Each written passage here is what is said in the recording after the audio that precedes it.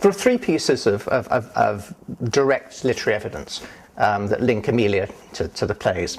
The first of them is her poem, Salve Deus Rex Judeorum, 1611. This poem is 3,000 lines long. It appeared under her own name as Amelia, wife of Captain Lanier, and it comprises several different works. It comprises a country house poem at the end on Cookham.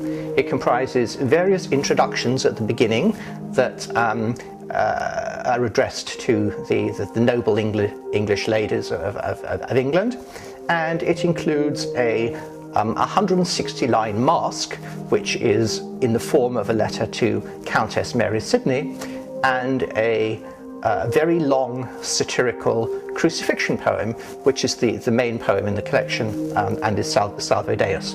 And this satirical poem on the crucifixion is what gives us the clue that it was written by the same person as the Shakespearean plays, because, for example, in Midsummer Night's Dream, in the story of Pyramus and Thisbe, we have a very comic satirical crucifixion story. In As You Like It, in the story of Jane Smile, we have another satirical comic passion story, and in fact the Jewish satire in the plays, which is a comic satirical allegory, is very similar to the sort of allegory, the sort of satire that exists in Amelia's Salve Deus poem of 1611.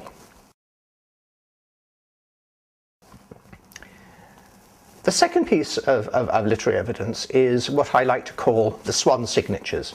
Now, in the Renaissance, there was the idea that the standard image of the great poet was a swan dying to music, and this image comes from Ovid, where it had been used a couple of times, and the idea was that the swan, when it knew it was going to die, would sing a tune, and that this was somehow emblematic of the great poet in the same way it was emblematic of Ovid. And it was used by at least a dozen poets. And in the Shakespearean plays, there are only 3 examples of swans dying to music. One of them is in Merchant of Venice, where it refers to Bassanio dying in Portia's tears.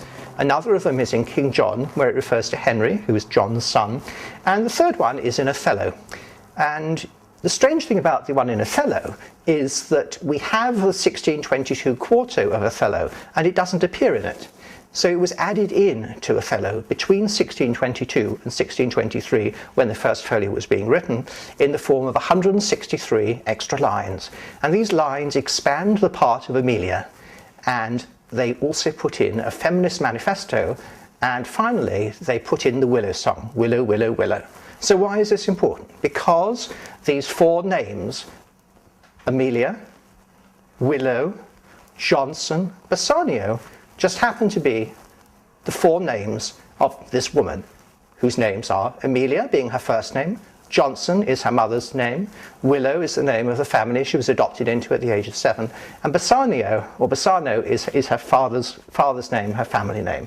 And statistically, this is not a coincidence. We can do an analysis on English names, and we know how many there are, and the chances of this being coincidence are just impossible. It's 99.9999999999999% certain that this is not coincidence, that this was created deliberately.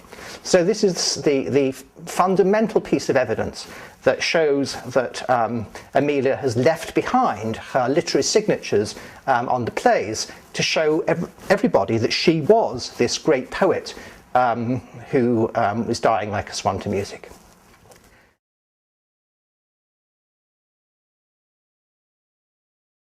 Now, the Bassano family trademark was a rabbit's foot, and it originally came about because the ghetto in Venice was thought to be the shape of a rabbit's foot, and they used it as the symbol that was on all their musical instruments.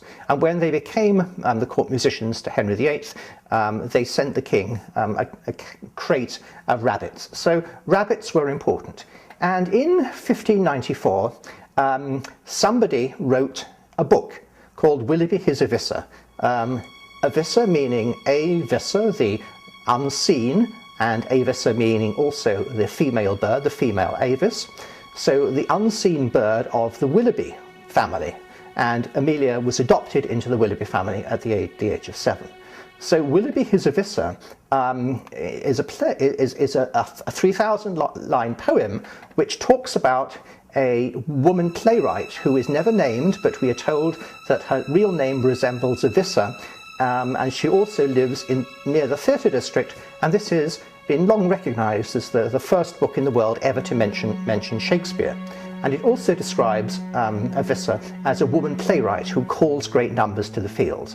And at the bottom of the title page, which is an Italianate title page that I've had investigated by the Metropolitan Museum, this definitely comes from Italian models, there are, surprise, surprise, 2 rabbits. And if you look at the sonnets, which were published in 1609, the Shakespearean sonnets, in exactly the same place on the front page, you find a pair of rabbits, just like the ones in Willoughby His Avissa. So this, for me, is evidence that links Willoughby His Avissa as Amelia's poem, it links it to the sonnets, and it links it to the Bassano family. And this, together with the other pieces of literary evidence, I think makes a very strong case that we have here in Willoughby His Avissa Amelia's first early love poems, which in fact talk about having an affair with the Earl of Southampton, and are the first documents in the world ever to refer to Shakespeare.